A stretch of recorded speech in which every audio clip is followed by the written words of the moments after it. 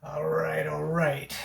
I have been thinking about this for a few days and I'm finally ready. I got my stuff all together. I am going to talk about Triumph. And Triumph is one of my just essential bands from when I was in high school and beyond. And when I first got into music, uh, probably starting, those guys probably started like maybe eighth grade, but I think it was ninth grade. And I got a bunch of stuff together here, but I'm having there is a distressing situation in play called I don't know where my stuff is. And it's kind of sad because, you know, all, all my, that's what this is all about. I'm cataloging everything that I have because I've got so much stuff. I've kept everything. I got all my tickets. I got all my t-shirts. I've got, you know, articles that were in the newspaper, so on and so forth.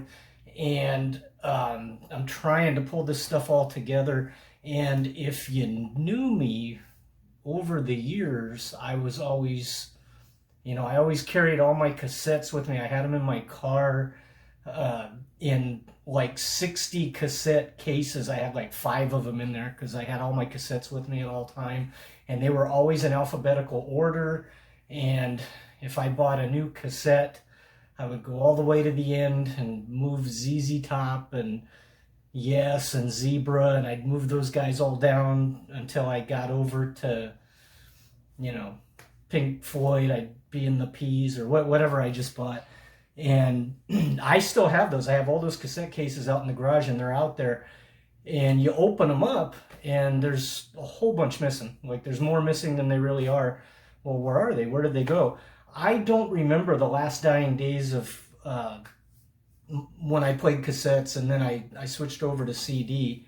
But I do know this. I had the Triumph catalog on cassette, and here's what survives today.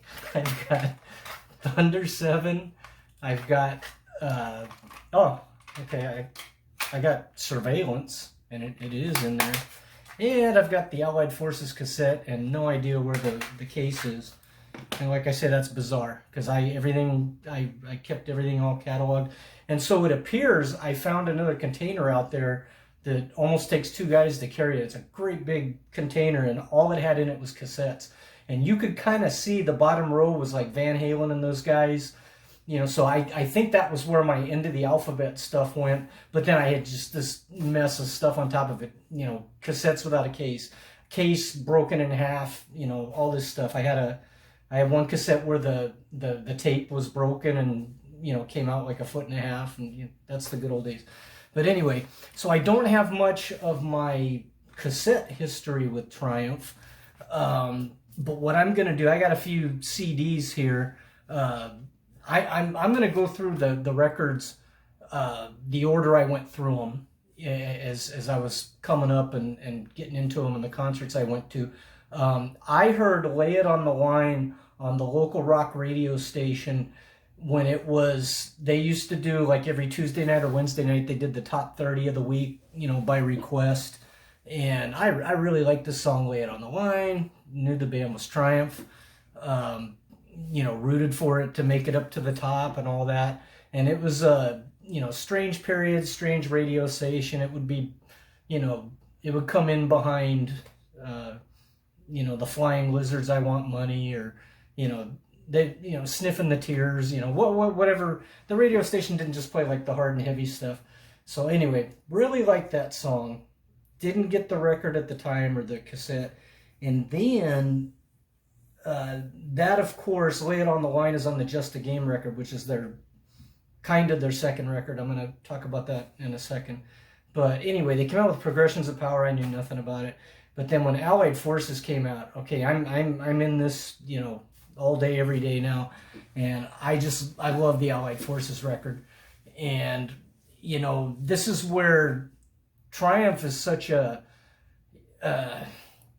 amazingly talented band.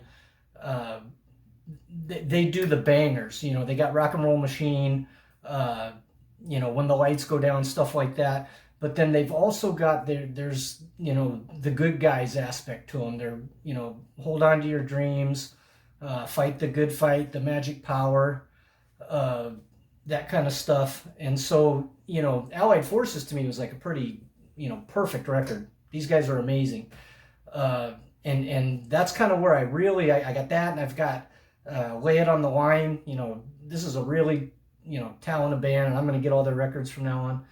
And that's what sets up what Triumph really is to me, or was at the time and still is these days. Van Halen did something different for me. Van Halen was, there was, I don't even know what you want to call it. It was their own kind of thing. And yeah, it was flashy, and then it was, a lot of tongue-in-cheek stuff, very image-heavy and stuff like that. But the music of Van Halen just, took me away. That was one thing. Ozzy Osbourne was someone else I was really into at the time, and I really liked that kind of darker, heavier thing. Triumph was neither of those, and it was pretty much what I just described. They could do the scorching songs. They could do the, close to a ballad, but not really a ballad kind of stuff. And then they'd do the long songs that would go in and out of both. And I was just blown away by Rick Emmett. And I couldn't believe the guy could sing that well. I couldn't believe he could play guitar that well. The lyrics, everything. And the band was just perfect to me. It was its own thing. Nobody sounds like them. They're not, a Zeppelin cover, sound alike or anything like that. So from Allied Forces, they went to what became my favorite record. And, I think this is, I heard the Allied Forces stuff on the radio and I dug it, but there's always something to something that came out when I was in it already, like I saw it from the beginning. Okay, I knew, I'd see in Circus Magazine, hey, Triumph's new record's coming out next month. It's called Never Surrender. You'd see the logo, which is this thing. And, I guess, I don't know if I'm explaining this right, but Never Surrender was mine. The Just a Game record already existed, and, the Allied Forces even kind of like snuck up on me. There was a couple songs on the radio, and I was like, oh, that's that band that does Lay It on the Line. Never Surrender was, I was all in from the get-go. I knew the record was coming out. I heard the songs on the radio, whatever they were playing, and I want to say it was World of Fantasy was the first single. And when I got it, I got it on cassette, which I have no idea where it is, and just loved it. Loved every song, loved the instrumental, everything. There's a couple instrumentals on there, and it's just fantastic. Everything about it's fantastic, if you ask me. And so basically I followed along. It came out, I followed along. I knew all the songs. Oh my gosh, they're coming in concert. They're going to be here. I'm going to get to see them. And this is kind of an interesting thing that I always remember. I'll never forget this. I had this part-time job and, barely made any money. And Triumph was going to come, and so was Billy Squier, within like a week of each other. And there's no way I could do them both. And I remember talking to somebody, and I was saying, oh man, I don't know which one to do. And he told me, well, which one are you going to go to? I mean, which one are you leaning towards? And I said, I think I'm going to go see Squier. And he goes, yeah, Squire's going to be good. But he said, Triumph's going to rock that place. You really should go to that one. And I said, all right, that's good enough for me. Kind of wanted to anyway. And I was really into Billy Squier. And like with everything else, Billy Squier, he was kind of new. And it was like, I'll see him one of these days. He'll be back around. And I'm sitting here right now. I never saw Billy Squier. But, I would have liked to, but I didn't. But, so I went to the Triumph show, and it was just fantastic. It was back in those days. There were no chairs on the floor, and it was general admission. And if you bought your ticket the day before or the day of, if you could push your way to the front, you're in the front.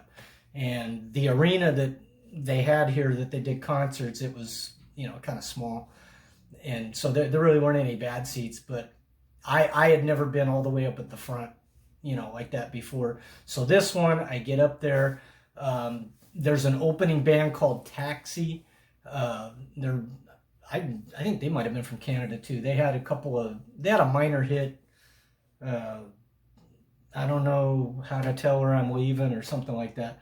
And they were pretty good. You know, I remember them. I remember them playing that, and I remember the last song they did was called Cocktail Queen. And, you know, I've thought about buying the record, but I never did. And they were really good, and they left. And then what happened next was just completely different. You know, this opening band, they had their gear up there, and, you know, you could see great big curtains hiding, you know, whatever was behind it. And, you know, they had their nice little set, you know, and they were engaging the crowd and everything, and it was really cool.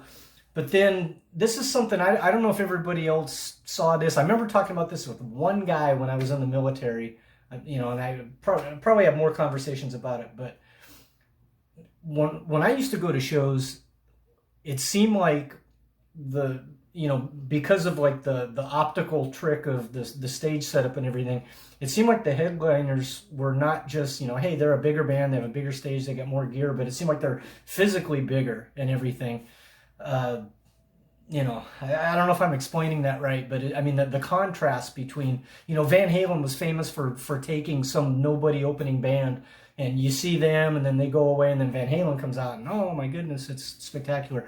Well, nowhere was that more pronounced than this, because Triumph, when they, I don't know, when everything was revealed, and when they finally came out, they had light bulbs all around the edge of the stage, like, you know, with no lampshade on them, just bare light bulbs, all, you know, and they had every kind of light setup that I had never seen before. They had dry ice and stuff like that, you know, like beyond the shows I'd been to already, and plus I was right up front was the other thing. And, you know, I'm one of many people that will never forget when they played the Blinding Light show. You know, I wasn't familiar with that song. I kind of knew it, but when they played it, and then the way they did, like every light that they had, you know, just everything off on, everything, it, man, you know, just leaves an indelible mark. And, you know, Rick Emmett live, you know, he's every bit of what you hear on the records and everything. And I can't tell you how good that concert was. For the longest time, I said that was the best concert I had ever been to. And it may very well be. We're at a point where, you know, what's really better. I mean, that one blew me away. Okay, that one just absolutely blew me away. And I remember, like, you know, in between songs, they put out a whole bunch of fog, and the lasers and the dry ice, you know, they were just like right above my hands. And, you know, heretofore, all the shows I'd been to, I'd been on the side up in the seats or whatever. And, you know, I was down here, and it's, even though it was like February, you know, just soaking wet with sweat, you know, burning up hot, you know, and then that stuff come out, and the fog was like cold, you know, it felt good. It just, and, you know, I'm talking about all the visuals, and then there's the songs. You know, the songs are just incredible. I remember more from this concert probably than most of the concerts that you know, I remember them playing When the Lights Go Down. I remember when they came out, you know, and Rick Emmett comes running out from his side, and he's playing well, I think they started with Too Much Thinking, but I could be wrong, and I don't think Setlist is going to tell me. Setlist doesn't have it. It's got 5 songs, and, you know, it's not accurate. But he came out, you know, like right in front of me, and he was playing, and, you know, like the guitar was a machine gun, you know, to the whole audience, and then this way, that way, and it was like, it was just so much bigger than life to me, and it was just fantastic. Everything a concert should be.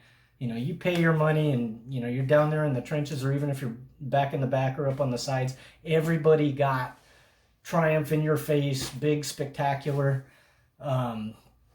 You know, at that time I'd never seen Kiss, you know, and I heard Blue Oyster Cult had a great light show, and I never saw that. This was it. This was it for me, like my, you know, 6th or 7th concert I ever went to, and that was just killer. So there's Never Surrender. And then on we go to the next record, which was Thunder 7. And that's a little different, but I loved it. I absolutely loved that record. And I was out of high school. I was in the military. I remember the day I bought this thing, and because of the nature of the military and me moving around and everything, I didn't even know it was coming out. I went in the record store and there it was. I was like, oh, I can't believe I didn't know anything about this. We didn't have MTV, so I didn't know that they were playing videos. And so that's 1984, and I bought that thing. And side one's kind of like, you got the bangers, Spellbound, Rock Out, Roll On, Cool Down. Then you got Follow Your Heart, which is like the single. And then the second side is where they go into the more epic kind of stuff. And you've got the whole Time Cannon thing. The time goes by, Time Cannon and Killing Time. In between there, you got Midsummer's Daydream. So he's got two really good instrumentals on here as well. And I remember Midsummer's Daydream. I was just like, what could be more perfect than that? That guy's just off the rails. So then you go a couple years, and they come out with Sport of Kings, and I'm still in the military, and we got it. And there was great debate over how good this record was. And Somebody's Out There is the video, and that's another thing. Triumph, in my mind, kind of similar to some other bands. The early videos that you would see were performance ones, and they're great. And then they got in on the act that everybody else was getting in on, and some sexy girl and some absurd storyline, and the guys in the band. I don't remember that video like specifically, but the stuff that used to drive me crazy was guy in the band having a love interest, and there she goes, and he walks down the street singing the lyrics to whatever the song. I mean, just come on, I'm not big on musicals like West Side Story and stuff like that. So in my hard rock and heavy metal, not really into that. But anyway, so Sport of Kings was the first one that I heard that, not great. It's got a couple of my favorite songs of theirs, Tears in the Rain and Take a Stand. I really like those two.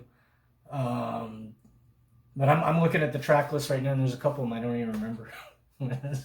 On a Triumph record, I don't remember a couple on side two, and the instrumental, I'm sure if I heard it I'd remember it, but I don't right now. All right, so then came Surveillance, and for all intents and purposes that's the end of Triumph. I really like Surveillance. I thought it was a big bounce back. If I'm gonna put it up against Allied Forces and Never Surrender, nah. But I really like the intro and Never Say Never, and just everything I said about bad videos. That's the Never Say Never, and I think it's got the girl too, but it's also got that robotic, that weird stuff that I don't really understand the story, but whatever. But I really like Headed for Nowhere is good. Carry on the Flame, I like that stuff. And then there's a bunch of songs I really don't like, and I thought Rock You Down was that one really disappointed me. I thought that's not something they should be doing, but whatever. So what came next was the exit of Rik Emmett, and to tell you the truth, I never really dug into how that happened and why. It was one of those things that it just disappointed me. Just I just didn't want to sit and read all the back and forth and who was upset over what. I have no idea. And they made another record, and of course Gilmour sings, so there's stuff on there that sounds it sounds every bit like Triumph, but I don't believe I ever owned this record. And I just tonight I watched the video for whatever it was, A Child of the City. Pretty good. I don't know that Phil X, I guess he's pretty good. But I think the one thing I do think I know is I think when they did that, I think that really, whatever the problem was between Rik Emmett and them, I think when they went and did that, I could be wrong. I hope I'm not just making stuff up, but I think that was like something that really widened the rift, because, well, if you guys are going to go out and, replace me, I don't know. I could be wrong. And like I say, that was when I didn't want to get into it, because I like these guys and I don't want to, I don't know all the back and forth details of, you know, why it went wrong, and I just wish it didn't go wrong. But luckily they had the reunion, and you know, that followed by them getting inducted into the a couple of music halls of fame, and that's fantastic.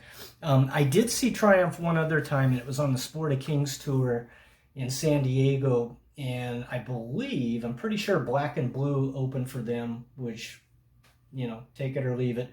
But I think Black and Blue, I think Tommy Thayer was in them, he's been doing the Ace Frehley role in Kiss for, you know, probably like more than 20 years now. I think I should look this up, because if I'm saying false things, I should stop.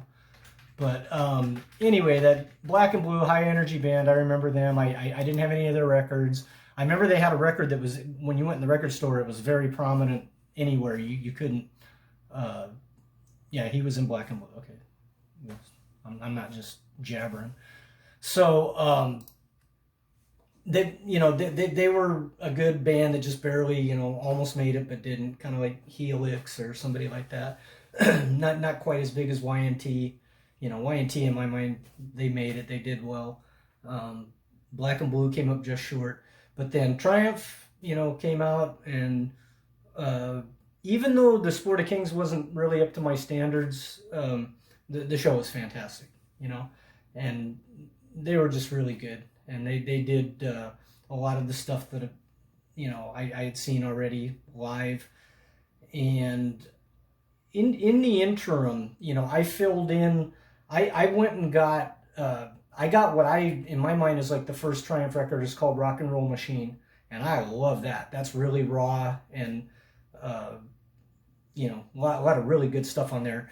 And then Progressions of Power, I got that, and it's good, not great. You know, I like it, but it's not, you know, I don't think I ever bought it on CD. You know, and then I find out, like, kind of to my surprise, because, you know, they went through this thing where they put out a couple records in Canada, but not in America. So this thing here, I guess, is really their first record, I think. If Wikipedia is right, and if what I understand is right. And it's got 24 Hours a Day, it's got Street Fighter, and the Reprise, and the Blinding Light Show, Moonchild, which is all on my Rock and Roll Machine cassette that I have no idea where it's at. So, you know, parts of this are on that. And then, so that's got Rocky Mountain Way. The one that I had, the Rock and Roll Machine that I had, has got Takes Time, Bring It On Home, Little Texas Shaker, New York City Streets 1 and 2, and then Rocky Mountain Way and Rock and Roll Machine finish the whole thing up. But, you know, wasn't the Blinding Light Show on there? Never mind. Doesn't matter. So, anyway, so I filled all that stuff in, and over the years, first, I got this VHS of their thing at the Yes Festival. Many years later, I got this, the DVD. It's the same thing. I think it might have more features, but I can't remember. And this, I believe, was the Sport of Kings tour, and this is terrific. So that's pretty much all my collections there. Now, I have, besides my 2 tickets from when I actually went, they were giving this out at the 1983 show, the Never Surrender show. They were giving this out. Anybody that wanted one could have it. And I'm going to be careful opening it up, because it's going to fall apart. But obviously it was all one piece that night. And oh god, I'm going to try and hold it up without breaking it. I don't know if I can do it. But this is the thing all unfolded, and then there's stuff on the back, like the promotion of the record, this stuff, and if you wanted to buy merch. And then this is kind of strange, because I don't ordinarily do this. All my stuff that I have, autographs and you know, I was there stuff, it's really mine. It's stuff that I actually did myself.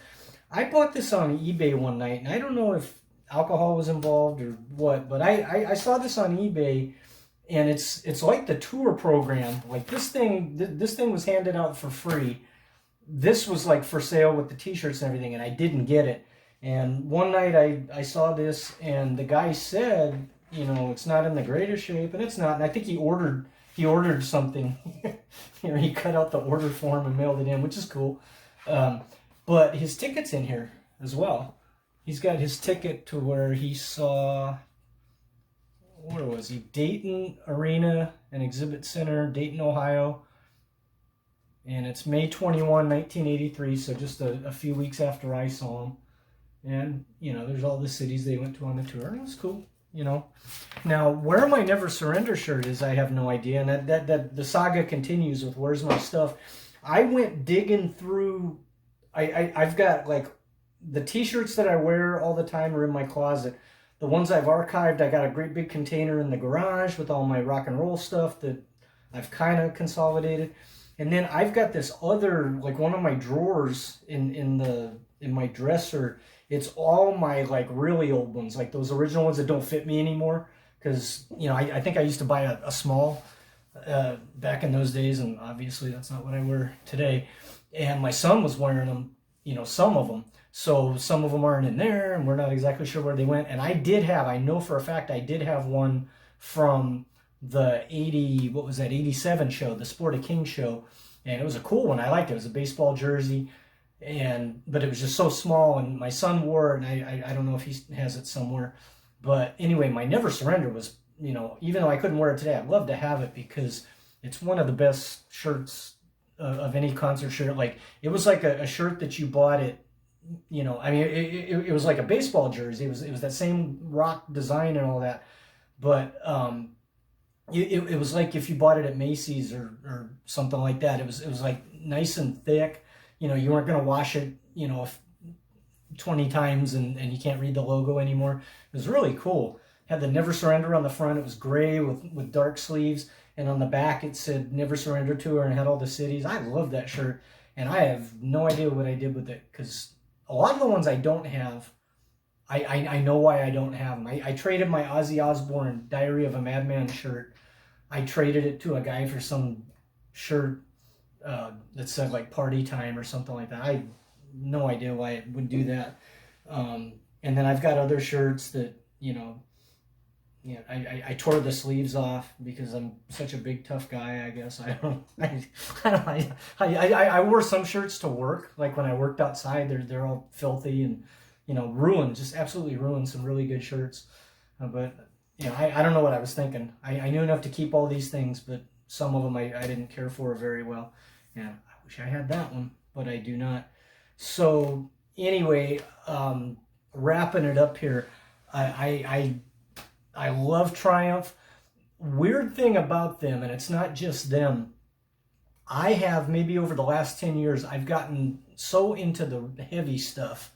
I'm a major fan of Megadeth, and their new record just came out, and I've been playing that and their catalog quite a lot. And I enjoy the heavier stuff more now than I ever did. And if you look through my cassettes, you'll see I got stuff that I can't defend very well. I got, there's Duran Duran's in there, and I like that stuff. There's parts of it I like right now, and there's other stuff in there that's worse. But the heavy stuff, I moved over into that space and I listen to the heavy stuff, and I don't very much listen to. I get into stretches where I don't listen to Cheap Trick and Emerson, Lake and Palmer and stuff like that, and Triumph kind of fits into that. So unfortunately, I kind of go a little bit farther, in between. I'll go these long stretches where I don't listen to that stuff. When I do go back to it, it goes down good, and it's like, man, I go greatest hits. I do the live stuff. Record to record. So that's it. That's my Triumph journey. I absolutely love the band. They're one of the Mount Rushmores for me. And I think that's just about it that I have. I don't have, if I got any more memorabilia, I'm going to have to pull it together in the garage somehow. It's going to have to turn up when I go through boxes. I can't think of anything that I know I have that I can't find. But that's it. The Rock and Roll Machine, one of my favorites.